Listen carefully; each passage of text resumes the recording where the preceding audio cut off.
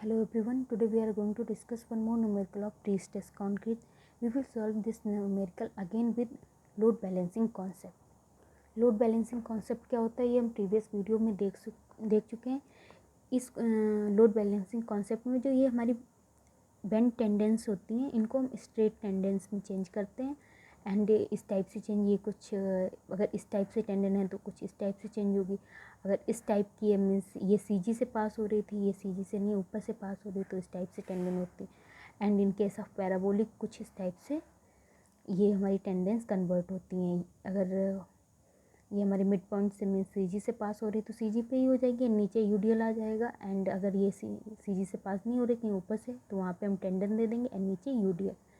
And जो UDL होगा वो इतना होगा एंड ये इस टाइप इधर जो होगा वो पी कॉस थीटा होगा, इस टाइप से होता है। Our question is calculate stress at top at quarter span using both load balancing concept and stress concept.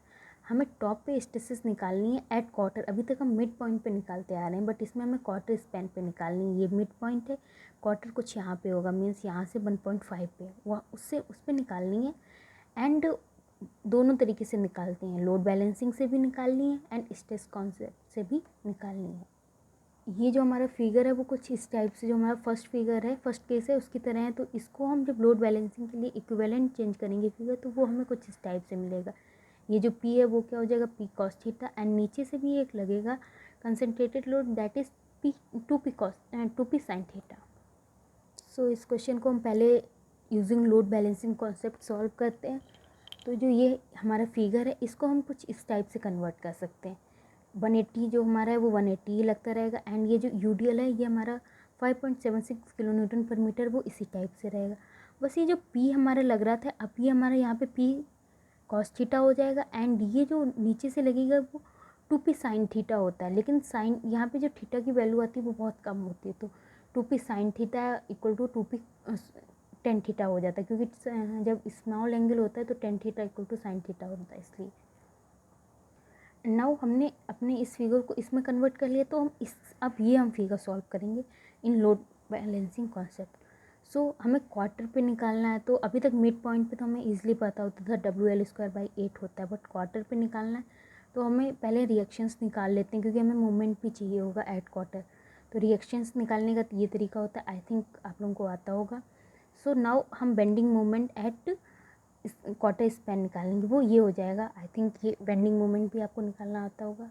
यहाँ पे जो हमारा टेन थीटा, ये हमारा पुराना वाला क्वेश्चन है। तो टेन थीटा ये जो ई दे रखी है 140 एंड ये जो डिस्टेंस है that is 300 mm, sorry 3000 mm। तो हमें थीटा मिलेगा 2.63 डिग्री। सो थीटा बहुत छोटा है इसलिए हमने साइन थीटा और टेन थीटा को सेम कर दिया है। एंड नाउ हम पी कॉस थीटा की वैल्यू निकाल लेते हैं। तो यहाँ पे जो कॉस थीटा आएगा वो अप्रॉक्स इक्वल टू 1 आएगा। So P cos theta equal to P equal to 1200 kilo Newton.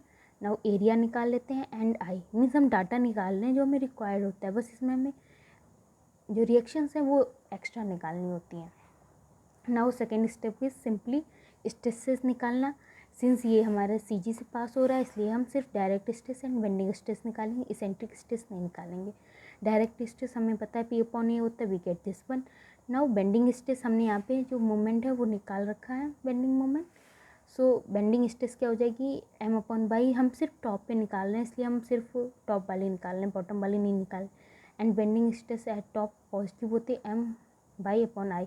ये जो बाई है टॉप के लिए, सिंस रेक्टेंगुलर सेक्शन है तो सिंपल सा ये जो मिड पॉइंट से ऊपर की डिस्टेंस है वो हो जाती है, दैट इज़ 300। एंड हम सारी वैल्यूज पुट करेंगे, we get this one. Now third step is final stress निकालना। तो at final stress at top क्या हो जाएगी, direct stress and bending stress को ऐड कर देंगे, we get this one. Now अब इस क्वेश्चन को हम स्ट्रेस कॉन्सेप्ट से सॉल्व करते हैं। सिंस हमें मिड पॉइंट पे निकालना होता था तो बहुत इजी रहता था, बट हमें अब क्वार्टर पे निकालना है। तो पहला स्टेप तो हमें ये देखनी पड़ेगी कि ये डिस्टेंस कितनी, ये तो हमें दे रखी है 140, बट ये कितनी है। अब ये हमारी ई नहीं होगी बल्कि ये हमारी ई होगी, तो इसके निकालने के लिए ये तरीका है, लाइक सिंपल सा वो सिमिलर ट्रायंगल होता है उसकी हेल्प से हम निकालेंगे, वी गेट 70। मीन्स जो ई की वैल्यू हमें मिली है वो 70 मिली है, 70 mm। नाउ सिमिलरली हम R1 एंड R2 मीन्स ये निकालेंगे, दोनों सेम होंगे, R1 एंड R2 निकाल लेंगे। एंड इन दोनों की हेल्प से हम यहाँ पे इस जगह पे कितना बेंडिंग मोमेंट होगा वो निकाल लेंगे। We get bending moment equal to this one. Now पहला स्टेप कंप्लीट कर लिया, डाटा लिखना, डाटा सारा निकाल लिया, रिक्वायर्ड डाटा जो भी था। सेकेंड स्टेप इज स्ट्रेसेस निकालना। नाउ यहाँ पे सेंट्रिक स्ट्रेस ई है, ई की वैल्यू है, तो हमें तीनों स्ट्रेस निकालनी होगी। जो डायरेक्ट स्ट्रेस है वो हमारी जो अभी हमने लोड कॉन्सेप्ट मेथड में यूज़ की थी वही हो जाएगी, इसलिए हम सिर्फ यहाँ पे सेंट्रिक एंड बेंडिंग निकाल लें। सेंट्रिक ये आ जाएगी यहाँ पे एंड बेंडिंग इतनी आ जाएगी। Now final stress, third point जो होता है हमारा फाइनल स्ट्रेस एट टॉप कितनी हो जाएगी, ये डायरेक्ट स्ट्रेस हमारी 5, centric stress and bending stress तीनों को ऐड कर देंगे, वी गेट 7.93 न्यूटन पर mm²। ये फाइनल स्ट्रेस 7.935 हमें लोड बैलेंसिंग से मिली एंड स्ट्रेस कॉन्सेप्ट से हमें सेम मिली। हेंस हमने दोनों ही मेथड से इस क्वेश्चन को सॉल्व कर लिया एंड दोनों ही केसेस में हमें जो स्ट्रेस मिली वो सेम है। Thank you.